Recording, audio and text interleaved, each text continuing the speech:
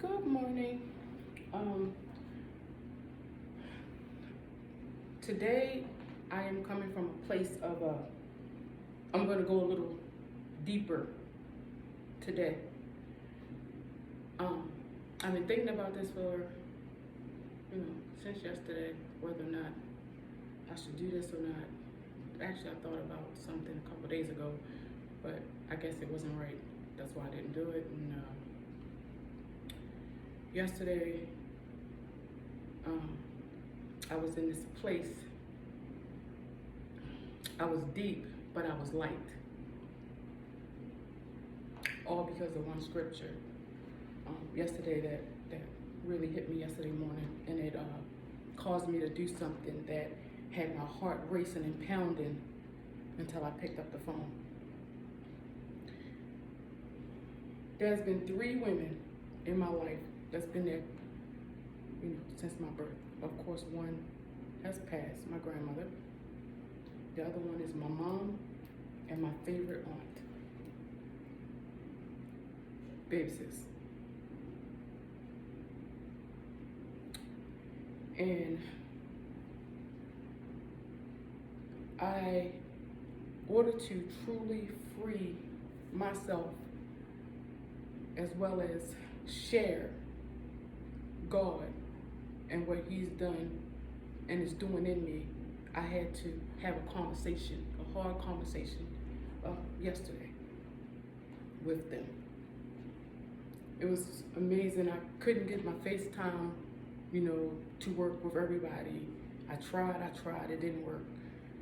But I know I couldn't give up. I had to do something. So it just ended up being a 3-way call. If anybody that listens to this today, even if one person, because I'm not famous, I'm not some, big motivational speaker, I've been granted a small audience of people that, may know me, some people that may like me, love me, that will, listen to me. But anybody that listens to me, I need you to get this. Trauma is real. It doesn't just affect one area of your life, it affects a multitude of your life. Without communication, there will continue to be strife. I want to love my family. I want to be able to be in my family's presence and not feel smothered or feel like I have to be contained to certain things. I want to be free with my family. I want all of us to love each other and embrace each other. I want us to be able to share things, good things, not just bad things, not to just be the bearer of bad news, but if there is bad news amongst us, I need us to be able to have a communication of how to fix this. Different ways to communicate with our children, our grandkids, our great-grandkids, things of that nature. To have a communication that is open so that we all have a basic understanding and we work together so that the next person doesn't have the traumas that we've had. Because my mom has been open about her own, I'm going to go about my mom. My mom was abused as a kid. Big time. Never dealt with it. Just went on with life, scared, doing what she had to do just to not give me the life that she had. Then I was abused. Then I went on about life, just doing things, try to make a better life for my kids, so my kids wouldn't have to go through things.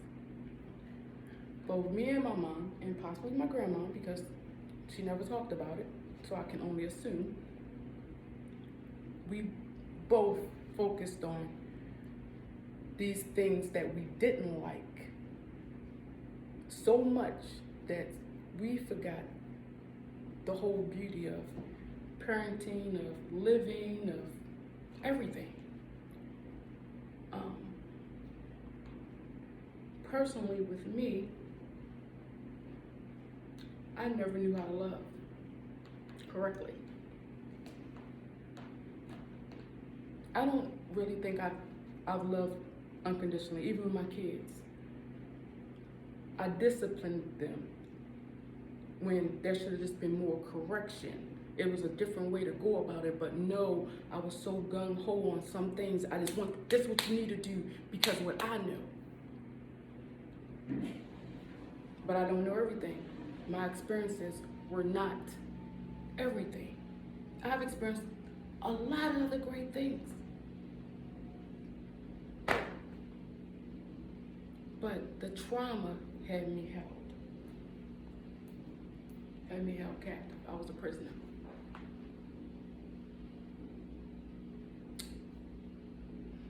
Let me tell you a little brief story. I've been with my husband for 24 years. For people that don't know, I've been married for 20. My husband was the first man that refused sex with me in the beginning. We went 11 whole months. 6 months of me sleeping at his house 3 to 4 nights a week, okay? He hugged me, we watched movies, we did things together, we kissed, we did all that. We never had sex. I was beginning to think that my husband had something wrong with him, or he was gay or something. I don't know. But he had said he wanted my mind first. I didn't know my husband had studied me and had asked questions. He was from out of town, so he asked questions about me. So he was already trying to figure me out, my patterns, and he wanted to be permanent. By the time me and him did do the act, he had my mind. But it was something that he said to me the day after that stayed with me just up until recently. This may be a little bit too much information for some, but this is the only way you're gonna get it. I had never shaved a day in my life until I met my husband. Not one time. I was 25 when I had sex with my husband. I'm a very hairy person. I'm a person that's so hairy that I have to shave at least every 2 days. I should be shaving every day, but I stretch it out.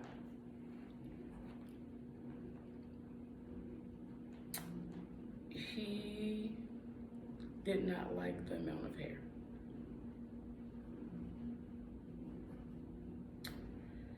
If me and my husband would have had the intercourse before I fell in love with him, I would have walked away.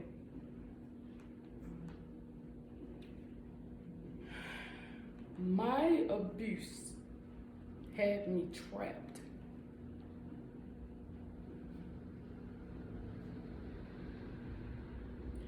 For a man to tell me that he didn't like hair,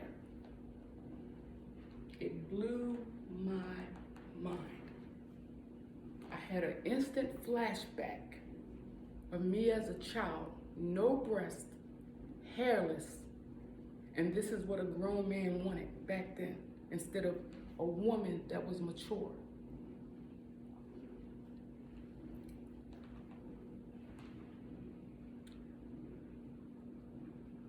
I never thought about it up until that day. And because of that, I have never been able to love my husband properly. Until now. I have cheated on my husband in the past.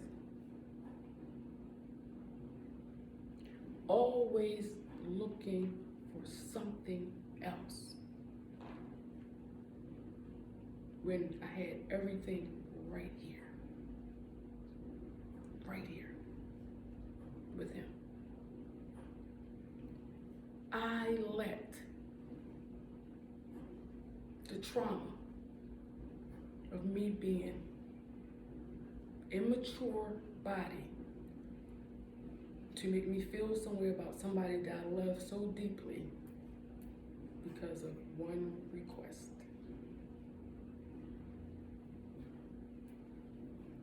It runs deep, guys. It runs deep.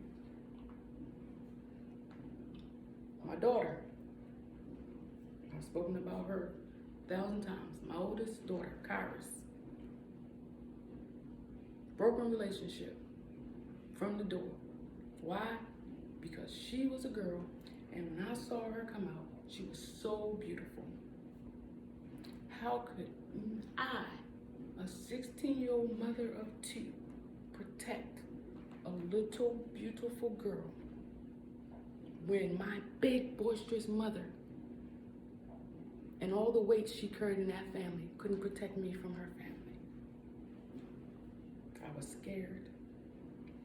Fear makes you do the dumbest stuff.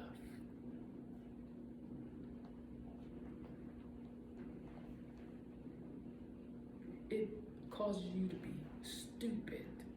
I'm not gonna say stupid because I didn't know better. So I'm gonna say I was ignorant, because ignorant is bliss.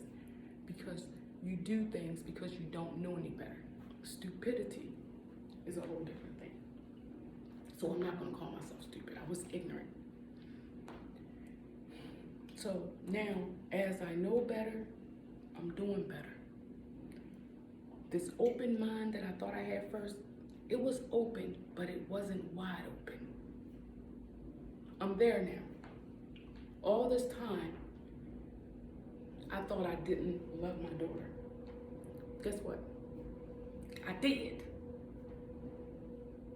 I loved her so much that I just wanted to protect her, and I couldn't. So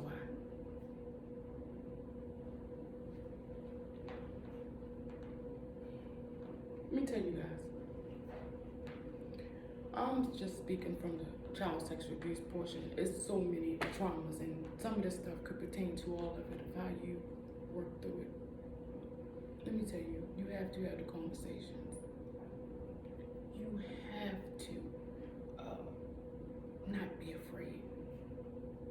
I was stuck.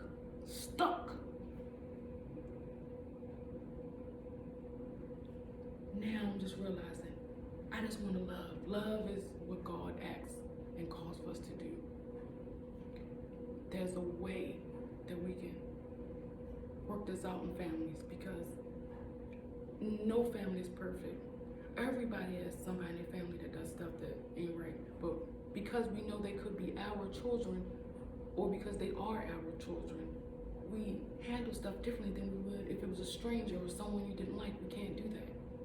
We have to be able to love them and correct them, hold those that need to be held accountable. Those that need the assistance and the support, you need to support them too, and be verbal with them of your steps. People say I talk too much, but if I talk too much, maybe someone can point out something that I'm not thinking clearly, or give me another perspective. So when I'm talking, at least I'm talking. You're not gonna assume anything. So if the reason I do something, you know why, and if you think there's something that I'm missing, or there's the chance, the opportunity for you to speak up and say, hey, no, this is why, or this is how I see it. It takes all of us to get through it. It takes unification. We can't do this by ourselves at all. I'm going to allow God to use me. The conversation I had with my mom and my aunt yesterday was very deep. The only reason I'm not going to share it, the actual conversation is because it would expose another person that was sexually abused that after all these years doesn't want to discuss it. So I have to respect her. But it's basically, we gotta speak. And even when people don't want to hear the hard truths, if you're the one that's speaking the hard truth and you get slapped around and in prison for it because the truth was hard, it wasn't what they wanted to hear, say it anyway. That's the only way God can open doors for another way. And my family has been in this too long. And I do want to actually get you that Bible verse that had me yesterday. The Bible verse is actually in 2nd Chronicles, and I am in the NIV version. And it's 2nd Chronicles, chapter 18, verses 22 through 27. It says, "So now the Lord has put a deceiving spirit in the mouths of these prophets of yours. The Lord has decreed disaster for you." This resonated with me because when I told of someone else being abused by one of my abusers to a group of people, I wasn't delivering a good word, just like Micaiah was. So then Zedekiah, son of Kenan, went up and slapped Micaiah in the face. "Which way did the spirit from the Lord go when he went from me to speak to you?" he asked. Micaiah replied, "You will find out on the day you go to hide in the inner room." The king of Israel then ordered, "Take Micaiah and send him back to Ammon, the ruler of the city, and to Joash, the king's son, and say, 'This is what the king says. Put this fellow in prison and give him nothing but bread and water until I return safely.'" Micaiah declared, "If you ever return safely, the Lord has not spoken through me." Then he added, "Mark my words, all you people." When I was 8 years old, again, that's when I died. And that's what I feel happened right there. I was imprisoned, I was slapped around for telling. I wasn't heard, but the truth was to be told. And just so happened, I started talking again about 9 years ago. And I'm still on the race. But the difference now about the race is God is in it. I'm not doing this by myself. And it's just a really happy place right now with me giving everything over to the Lord. I really feel like the reason I like butterflies so much, if you all could just see this house, is butterflies everywhere.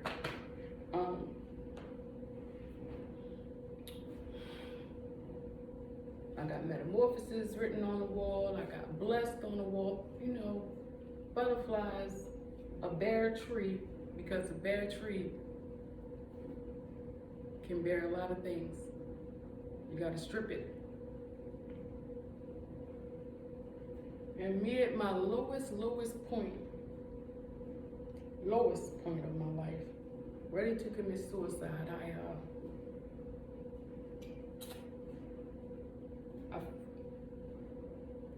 God grabbed me. Jesus grabbed me. Like, let's do it my way this time. And I'm free. I'm free, guys. And I love all my family. I love them all. I miss the ones that I've been stopped talking to. I miss the ones that I recently stopped talking to. But I'm glad that 3 of the living important women that I had kind of threw away, my daughter Kairos, my mom, and my aunt Basis, I reached out to them, and we're gonna all give it another try. we're gonna get this thing right. We're never gonna be perfect. We're gonna have disagreements, but we need each other, because I plan on being around for my great grandkids and still the grandkids that are to come. I'm gonna be a different type of person. I'm not gonna be who I was as a mother or even as the beginning grandparent of the ones I already had. Too controlling, too centered on teaching some things and not, the whole scope. That life is more than my experiences, but I also have my experiences as well. I just want to thank God, and I want to thank any of you that did take the time to watch this today, and know to delve deep into your family. Love them, but there has to be accountability. There has to be also unconditional love. We need your support, especially us victims. We need your support. It helps us. Because sometimes it's not even the act of the trauma, it's what happens because of the trauma. It's amazing. But God bless everybody, and I hope that you have a great day.